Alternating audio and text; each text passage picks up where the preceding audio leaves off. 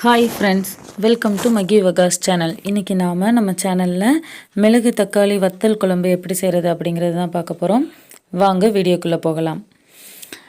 இந்த குழம்பு செய்கிறதுக்கு ஒரு மலைப்பூண்டு ஒரு 10 மலைப்பூண்டு எடுத்து நீல வாக்கில் கட் பண்ணி வச்சுருக்கேன். அதோட கொஞ்சம் சின்ன வெங்காயம் ஒரு 10 சின்ன வெங்காயம் குறுக்க கட் பண்ணி வச்சுருக்கேன்.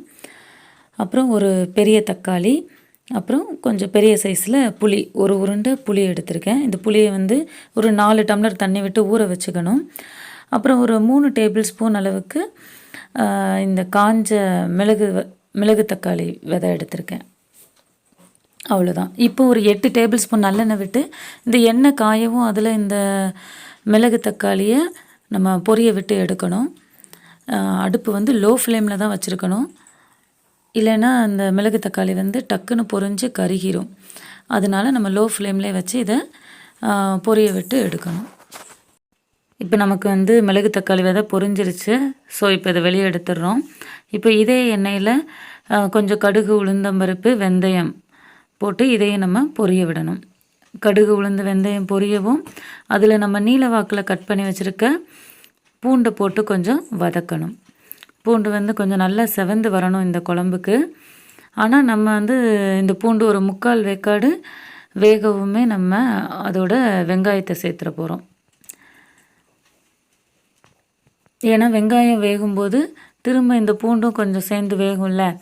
நம்ம இப்போயே நல்லா வேக வச்சிட்டோம் அப்படின்னா அது ரொம்ப கருகின மாதிரி கருப்பாயிரும். ஸோ அதனால் ஒரு 3/4 வேக்காடு இந்த பூண்டு கொஞ்சம் சுருங்கி வரவுமே அதில் வெங்காயத்தை போட்டாச்சு. இப்போ வெங்காயமும் பூண்டும் வதங்கிருச்சு. இப்போது 2 வரமிளகா போட்டிருக்கேன்.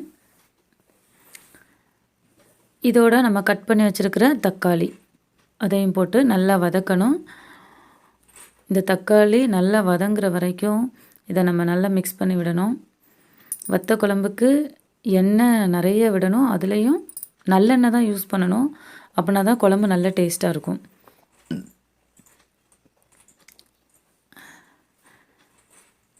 இப்போ நமக்கு இந்த தக்காளி ஆல்ரெடி வெங்காயம், வெள்ளைப்பூண்டு இதெல்லாமே கொஞ்சம் வதங்கிருச்சு. இந்த தக்காளியும் ஆல்மோஸ்ட் வதங்கிருச்சு. இப்போ இதில் 1 டேபிள் ஸ்பூன் வரமிளகா, 2 டேபிள் ஸ்பூன் மல்லிப்பொடி, ஒரு 1/2 டேபிள் ஸ்பூன் மஞ்சள் தூள் போட்டு இதை நல்லா நம்ம மிக்ஸ் பண்ணி விடணும். காரம் நம்ம குழம்புக்கு தகுந்த மாதிரி தான். நம்ம எவ்வளோ காரம் சாப்பிடுவோமோ அந்த அளவு காரம் போட்டால் போதும். பாருங்கள் எப்படி ஆயிலாக இருக்குதுன்னு. இப்போ இதில் நம்ம ஊற வச்ச புளியை கரைச்சி இதில் விடணும். தண்ணிலாம் நம்ம ரொம்ப விட தேவையில்லை. ஒரு 4 டம்ளர் தண்ணி விட்டாலே போதும். நான் ஊற வச்சது 4 டம்ளர் தண்ணி விட்டு தான் ஊற வச்சேன். அந்த தண்ணியை தான் இதில் நான் இப்போ ஊற்றிருக்கேன்.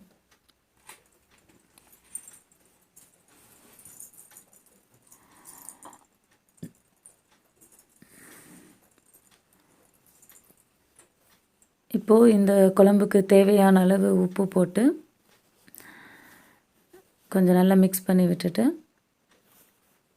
மூடி வச்சு கொஞ்சம் கொதிக்க விடலாம்.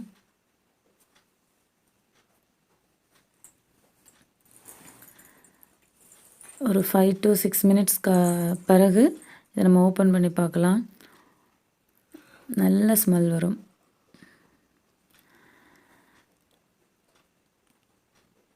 எண்ணெயும் கொஞ்சம் பிரிஞ்சிருக்கு பாருங்கள்.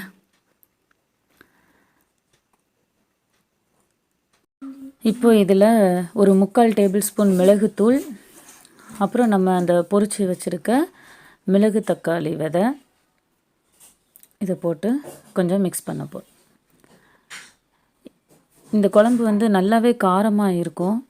அதனால் அந்த காரத்தை சமப்படுத்துறதுக்காண்டி இதில் சும்மா லைட்டாக கொஞ்சமாக மண்டை வெல்லம் போடணும். இப்போது நல்ல டேஸ்ட்டாக இருக்கும். கொஞ்சம் லைட்டு இனிப்பு, நல்ல புளிப்பு, காரம் அப்படின்னு செம்ம டேஸ்ட்டாக இருக்கும் இந்த மிளகு தக்காளி வத்தல் குழம்பு.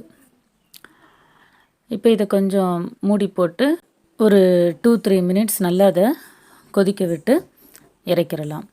அவ்வளோதான், நமக்கு மிளகு தக்காளி வத்தல் குழம்பு ரெடி ஆயிடுச்சு.